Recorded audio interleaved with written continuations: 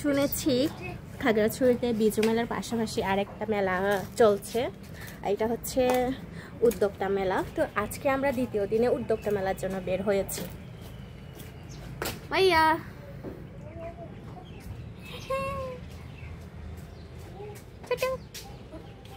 চলো, এখন বাজে হচ্ছে 5টা। তো এখন আমরা হচ্ছে মেলায় যাব না, আমরা এখন যাবো ইয়াংডা বৌদ্ধ বিহারে।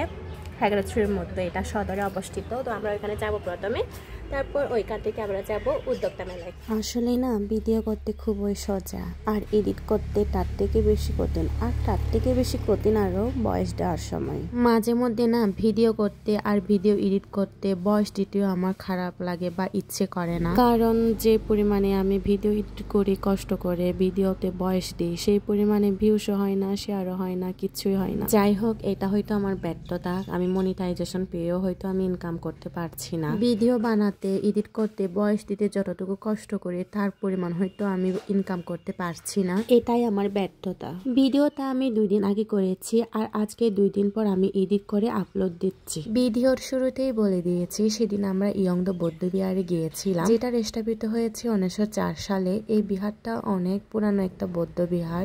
যদিও বিহারটা একদম খাগড়াছড়ির সদরে অবস্থিত, কিন্তু বিহারে যখনই প্রবেশ করবেন পরিবেশটা একদম শান্তশিষ্ট। খাগড়াছড়িতে যতবারই মা আসেন এই বৌদ্ধ বিহারে আসার চেষ্টা করেন, এবারেও তার কোনো ব্যতিক্রম হয়নি। বিহারের ভেতরে রয়েছে একটা বড় পুকুর, যেখানে মাছগুলোকে ছেড়ে দেওয়া হয়, তবে এই মাছগুলো খাওয়ার জন্য কোনো চাষ করা হয় না। এছাড়াও মাছের পাশাপাশি এখানে কয়েকটা কচ্ছপ রয়েছে, আর দেখেন কতগুলো মাছ এখানে দেখা যাচ্ছে। আর এখানে বসে থাকতে অনেক ভালো লেগেছিল আমার কাছে। বিহার থেকে বের হয়ে আমরা একটা দোকানে আইসক্রিম খাচ্ছিলাম। আইসক্রিম খেতে খেতে আমার চোখে বড় এখানে মুন্দিও পাওয়া যায়, তাই আমি 1 প্লেট নর্মাল মুন্দি অর্ডার করি। তবে জীবনে এই প্রথম মনে হয় আমি বাজে মুন্দি খেয়েছি।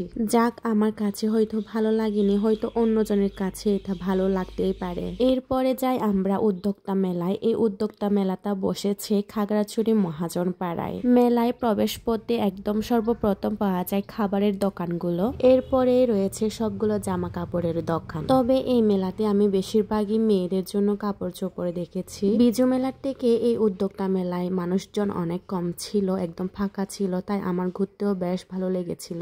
বিজু মেলাতে যেরকম প্রোডাক্ট পাওয়া যাচ্ছিল এখানেও কিন্তু সেরকমই পাওয়া যাচ্ছিল। এখানে যেমন চাইনা প্রোডাক্ট ছিল, গেঞ্জি ছিল, মেয়েদের জন্য কসমেটিক্স, জুয়েলারি অনেকগুলো ছিল। অবশেষে বিজু মেলা থেকে আমি যা পাইনি উদ্যোক্তা মেলায় এসে আমার পছন্দ হয়ে গিয়েছে। আপনারা দেখতেই পাচ্ছেন এখানে একদম মানুষজন ছিল না, একদম ফাঁকা ছিল, তাই এখানে ঘুরতেও ভালো লেগেছিল। তো আজকের ভিডিওটা এই পর্যন্ত। ভালো লাগলে কমেন্ট করতে, শেয়ার করতে কিন্তু ভুলবেন না।